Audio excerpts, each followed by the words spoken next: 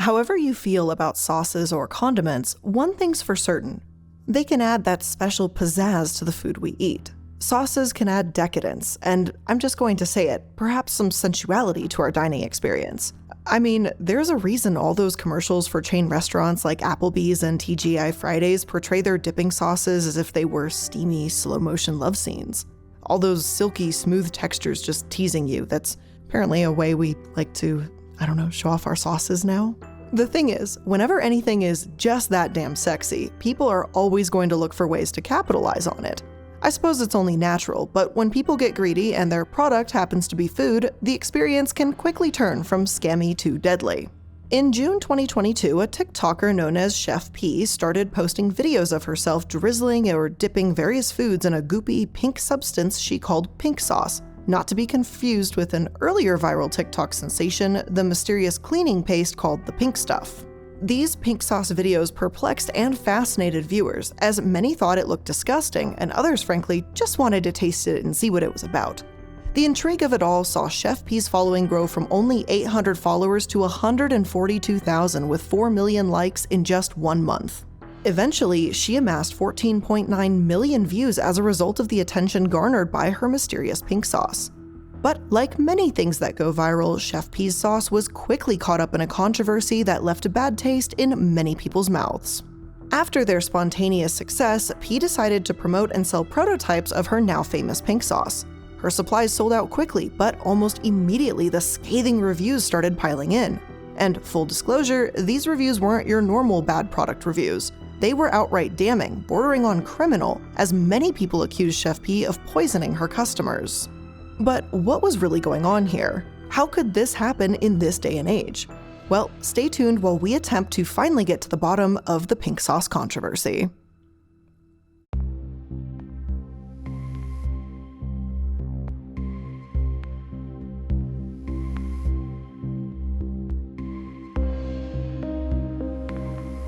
Hello and welcome to the Corporate Casket. I'm the iilluminaughtii, and today we're going to take a look at the TikTok food sensation that came out of nowhere this past summer, the now infamous pink sauce. This apparently sweet, ranchy, and spicy sauce is notable not only because of its rapid rise to popularity and its resemblance to another equally pink substance known as Pepto-Bismol, but it's also been caught up in controversies involving bad production and shipping, misleading claims about ingredients, accusations that people receive spoiled or foul-smelling sauce, and somewhat ironically given its resemblance to Pepto, reports that the sauce had made multiple people very sick. There was even an account that someone had actually died after eating the pink sauce. And that's just the opener here. The pink sauce's creator, the so-called Chef P, is mired in controversy herself thanks to her defensive and unprofessional behavior, her apparent lack of consideration for the health and safety of her customers, and accusations that she's a liar, a faker, and a scammer. She certainly sounds like an interesting person, so it's no wonder the whole internet turned against her. Soon after Chef P started selling prototypes of the pink sauce, accusations started coming in that it was making people very sick. Reddit and Twitter users posted accounts of near-death experiences, and at least one person posted a video of someone bedridden at the hospital with the caption, "Don't eat the pink sauce." In response to all the immediate bad press, Chef P pulled the new business learning curve card. In a YouTube video addressing the challenges, she said, quote, "Now, you guys are judging a prototype. Let's start there. A prototype is when a product is not an official product. The pink sauce has only been an official product since the 1st of July. In a later interview with Glamour, P reiterated this baby product excuse, saying, quote, "We have been going through trial and error just like any other business." But let's be real here for a minute. That's really not an excuse, because her business isn't like every other business. Trial and error beta testing doesn't quite work the same way when you're testing food on actual customers. If it was a prototype like she claimed, then why were you making it available to the public? The whole thing doesn't make a lot of sense. The truth is, though, that Chef P's trial and errors began way before people started tasting the pink sauce. Even before the product was available for purchase, people noticed irregularities in the sauce's color and consistency. In response to these observations, P claimed that different videos featured different lighting, which can change the look of the sauce. And fine, okay, different lighting changes how the sauce looks. But how does that explain the difference between the sauce that appears to be runny, like fat-free milk in some videos, and like goopy applesauce in others? According to the Los Angeles Times, Chef P claimed that dragon fruit, which is the ingredient she claims gives the sauce its pink color, produces a color that's similar to beets and also turns poop red. So in response to client feedback, she adjusted the color of the sauce to make it a less intense pink from earlier videos. And that's all well and good, but it seemed like Chef P was constantly tweaking the recipe. And look, I know cooks that all the time tweak their recipes based on the feedback they get from dinners and stuff like that. But that's not really a thing for products they're intending to sell and ship to home throughout the country. Could you imagine if Heinz was constantly tweaking their ketchup formula and was like, in the past couple months, we've received information that our red color is a little too red, so they start to lighten it randomly on the shelves and stuff like that? It would be just a total mess. Ultimately, and almost more than anything, consumers want a good, consistent experience. So constantly changing your product on the fly, especially when you've become a viral sensation pretty much overnight, that's not the best thing you want to do. And furthermore, with all these inconsistencies from constant tweaking of the formula, how can we be sure that everyone's getting the same sauce? There's also a concerning but hilarious moment mentioned in the article where P didn't seem to know what the FDA was. Quote, P also emphasized in a video that the sauce is now manufactured in a facility that's approved by the US Food and Drug Administration and in line with FDA standards. However, quote, the chef caught some heat after an Instagram live session where she appeared to not know that the F in FDA stands for food. What do you mean FDA approved? She said vehemently in response to a question. I don't sell medical products. The pink sauce is not a medical product. The pink sauce doesn't contribute to your health. And just which is it, my dear? Are you trying to comply with FDA standards or do you not know what they are? It is, after all, the Food and Drug Administration. So I would hope as a chef you would be aware of what that is. So to say that this was a bit of a clunky start would be a bit of an understatement. But soon, Chef P was shipping out mass orders for the sauce, selling individual bottles for just $20 a pop. The steep price of the product was bad enough, but soon after shipping to her first 50 customers, complaints and social media criticism started surging in.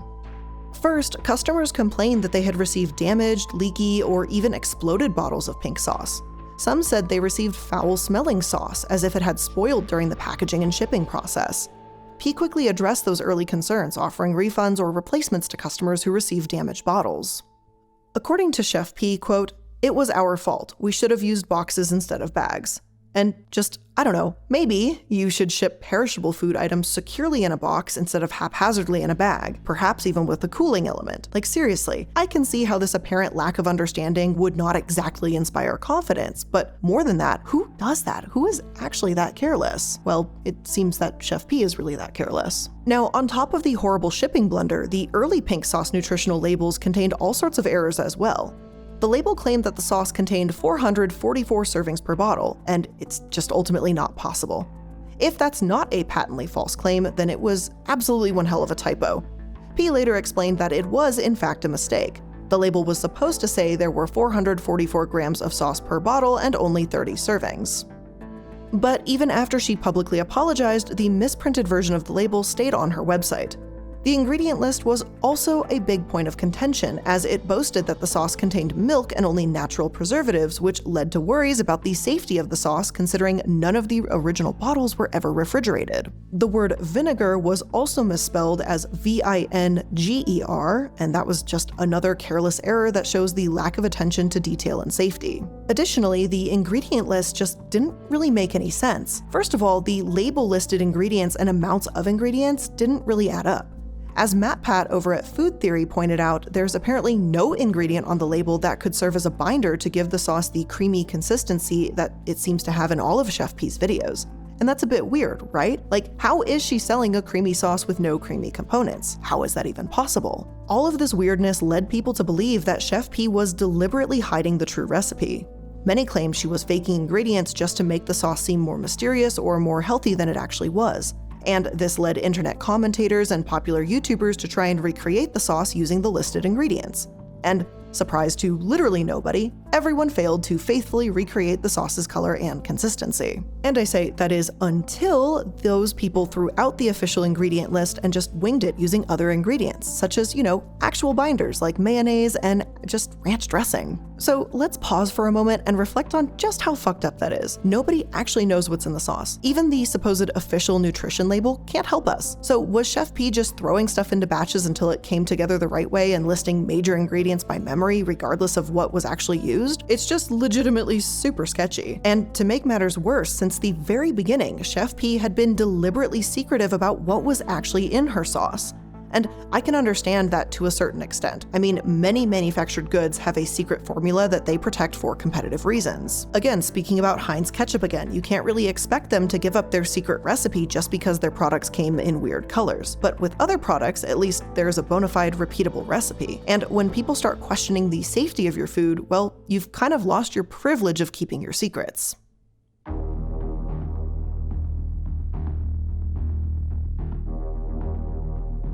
As things were, all the high-profile attention did lead to an FDA investigation. For many people, the fact that the FDA swooped in to investigate P's business proves that something disgusting and shady was absolutely going on. So, what's she playing at with all of this? And who is this Chef P, or Carly P as she's known on YouTube anyway? Well, it turns out her real name is Veronica Shaw, and she's a 29-year-old single mother of 2 and private chef based out of Miami, Florida. She claimed in a YouTube video that she's been a chef for 4 years, but according to the official Pink Sauce webpage, Chef P doesn't consider herself an average chef. Instead, she fancies herself as an expressional artist who loves to think outside the box, which is kind of cool, honestly. I have no idea what makes an expressional artist different from any other artist. To me, calling yourself an expressional artist is sort of like calling yourself a sonic musician, but hey, whatever makes you feel good about yourself. Now, in Chef P's case, however, she's as much a bona fide expressional artist as she is a bona fide chef. See, she calls herself a private chef, but prior to that line of work, she'd never actually worked as a professional chef, never attended any kind of culinary school, and never held any cooking credentials whatsoever. Apparently, there is nothing wrong with that though, because as it turns out, accreditation is not required to become a chef. And that's right, all you need is a stove and a dream. And as Chef P says on her website, she's had a passion for cooking for as long as she can remember. She goes on to explain that, quote, "I've always loved to experiment with different flavors and colors. I wanted to have a sauce that reflected my personality and the flavor that I liked the most. I fell in love with dragon fruit. Red dragon fruit has a bright magenta color, and I absolutely love pink. So I thought of the brilliant idea to come up with the pink sauce." From this explanation, it seems like Chef P chose dragon fruit simply because it turns things pink, which she believes reflects her bubbly personality. But she has also gone on record claiming that she used dragon fruit in her recipe because it's rich in magnesium, which she says helped her with her anxiety. Quote, "This is my personal story," she says. "This is why I love dragon fruit." So the reason why I be shaking is because I have anxiety. That is the whole purpose as to why the pink sauce was created. We will get into that. So far, Chef P seems to play fast and loose with definitions, claiming whatever she needs in order to convince people to hand over their money. This reminds me of bad resume padding where you dishonestly over-embellish a job or achievement.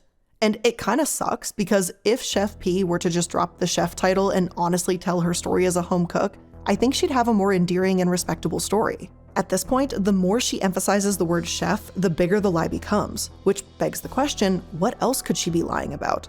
And frankly, is she someone we can trust with our health? Well, her public behavior certainly does little to buy our trust. Chef P tends to throw sass back at critics or naysayers, and her defensive rants on YouTube and TikTok don't really help much either.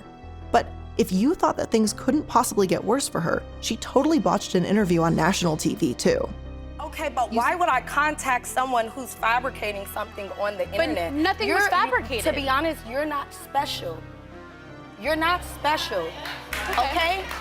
You see, her Camaro show appearance was supposed to be an opportunity to defend herself against one of her TikTok critics, a user named Allured Beauty, or Allie. Instead, it only threw more fuel to the grease fire. Allured Beauty, who is known for reviewing food products on TikTok, made a viral reaction video in which she sent out a sample of pink sauce to the lab for testing to make sure it was safe for human consumption. Chef P went on the show to defend her product generally, but she had beef with Allured Beauty, saying that she, quote, "took it as a moment to say, hey, this is my moment to become viral." And that is what happened. She became viral from posting that video. P also accused people of fabricating claims against her and trying to tear down her business and livelihood. P's comments and defensive behavior on the show sparked backlash, causing YouTuber Moist Critical to say, quote, "I'm sure the sauce was fine in person, but you can't ship it like that and ignore all regulations. You shipped material that can't be shipped, and it's spoiled for almost all of your customers. Was rotten. And you're just mad at her for pointing it out and it getting tested? Oh my god, this is actually kinda wild." Other YouTubers such as Atozi also criticized Chef P for her comments and behavior in a series of videos. Even the Camaro show itself faced a ton of backlash when the host basically told Allie that she was out of line and effectively gaslit her on television for having an opinion and speaking her mind. going so far as to push her to apologize for tearing a woman down and saying that the learning was more on Allie's part. And I told you this was going to be a doozy. Things just keep getting worse and worse for Chef P. If all of this is true, then she absolutely deserves to be held accountable, to get in serious trouble for potentially causing health issues. And then to just get defensive about the accusations, to sit back and just rant about how it's trial and error, that's just the lowest of the low. But is this shit true?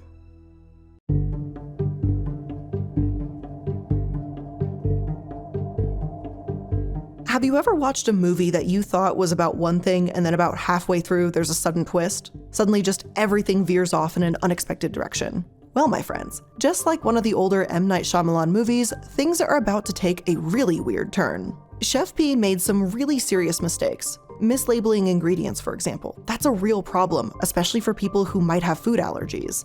Other misprints on the label also threw into question the legitimacy of the whole pink sauce operation. But what about the many accusations that pink sauce made people sick?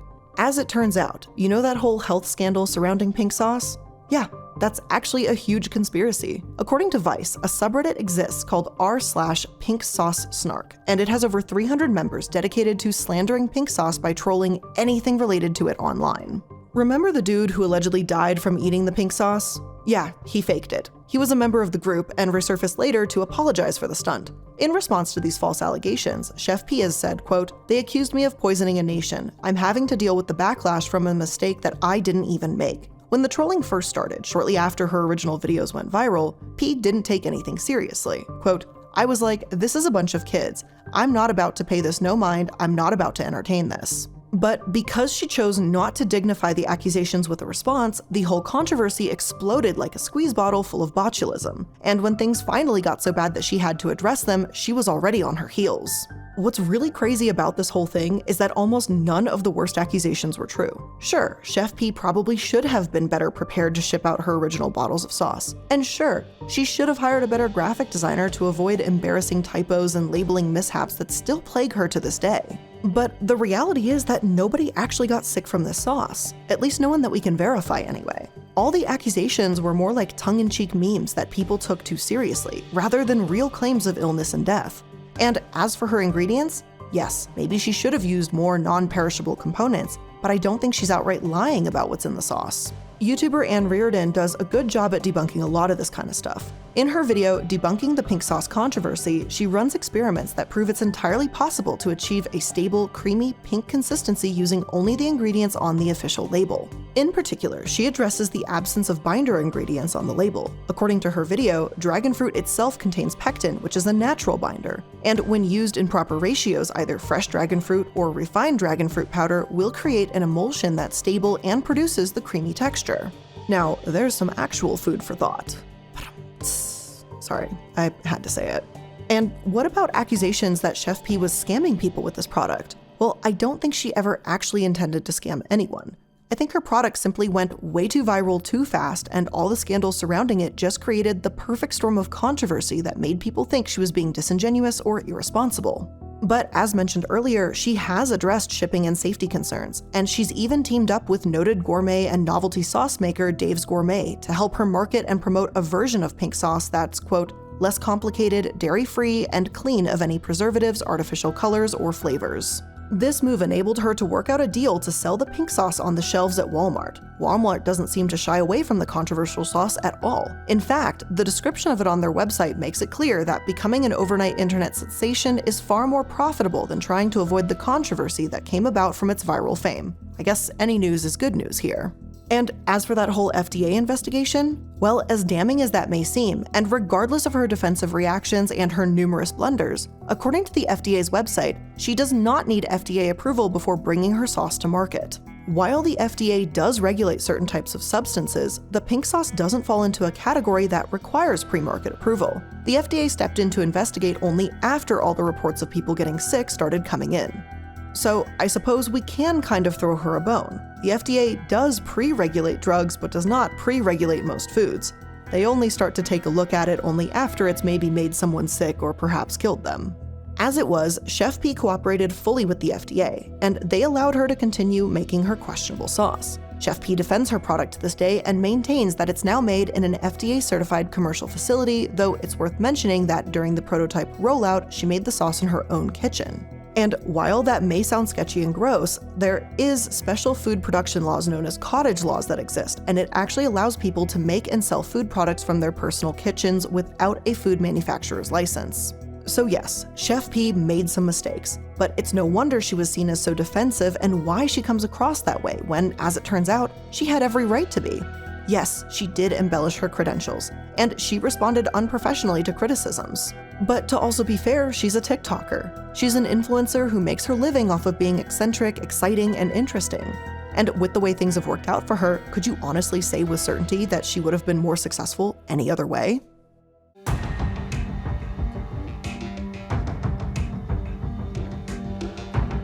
Now, let's be real, we're living in some strange times. For many years now, modern society has been steadily evolving into a virtual society. Even before the pandemic came along and expedited this process, social media has been replacing our traditional social lives. And as the world continues to transition to online interaction, social media influencers have become our new celebrities. But influencers are different from celebrities of the bygone eras.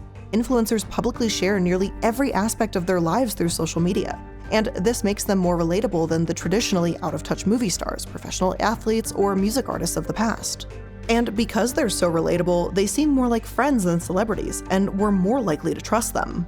We'll trust them so much, in fact, that we may be more likely to buy whatever they recommend.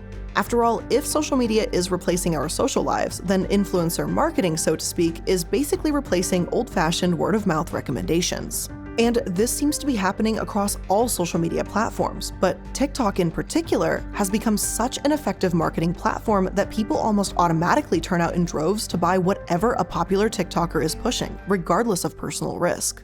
This phenomenon has even become its own meme, #TikTok-made-me-buy-it, and it's so popular that it's become its own content type, basically its own genre. As one Vox article describes it, TikTok made me buy it has become a, quote, culture of compelling product review videos and the impossibly stylish people who flaunt their lifestyles on the platform. Even Amazon has created a TikTok made me buy it storefront to cash in on the craze. So in the case of the pink sauce, Chef P simply utilized and got caught up in a new marketing zeitgeist, and was subject to all the benefits and challenges that came with it. But what's the moral of the story? What can we take away from all of this? Well, there's a lot to unpack here. But one super obvious thing we can learn from this is don't pay over $20 after taxes and shipping to be a guinea pig. Perhaps wait until the product comes out in a more official manner before giving it a try. But with all of that being said, that is where we're going to end today's episode of The Corporate Casket. I hope you enjoyed it, and I hope you learned something new here today. And if you did, make sure that you're liking, following, and subscribing to stay up to date on all the latest episodes. If you'd like to connect with me outside of these episodes, make sure to click my Linktree link in the description box down below. It's going to have a nice little organized list of all of my social media and projects I'm currently involved in. So again, thank you so much for spending some of your time here with me today. I really do appreciate it, and I'll talk to you in the next one. Bye!